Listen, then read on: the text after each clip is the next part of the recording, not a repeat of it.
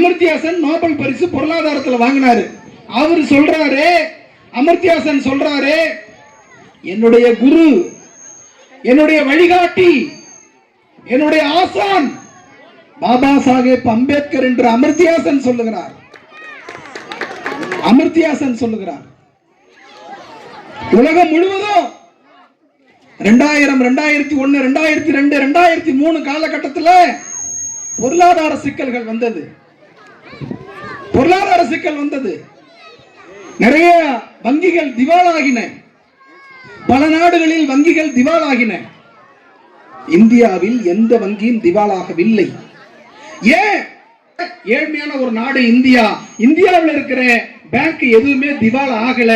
ஏன் என்று எல்லா பேங்கும் யாருடைய கண்ட்ரோல் அங்க இருக்குன்னா ரிசர்வ் பேங்க் ஆஃப் இந்தியா என்கிற கண்ட்ரோல்ல இருக்கு. அதனால அங்க திவால் ஆகலன்னா அது என்ன? Reserve Bank of India. Reserve Bank of இந்தியாவை வடிவமைத்து கொடுத்தவர் யார் என்றால் இந்தியாவிற்கு பாபா சாஹேப் அம்பேத்கர் தான். அவர்தான் வடிவமைத்து கொடுத்தார். பேங்க் திவால் ஆகல. ஒரு ஹெட் ஆஃப் தி இன்ஸ்டிடியூஷன் இருக்கு, ஒரு தலைமை நிர்வாகம் இருக்கு. இந்த பேங்கை உருவாக்கிய ஒரு மகத்தான மனிதர் தான் புரட்சியாளர் அம்பேத்கர்.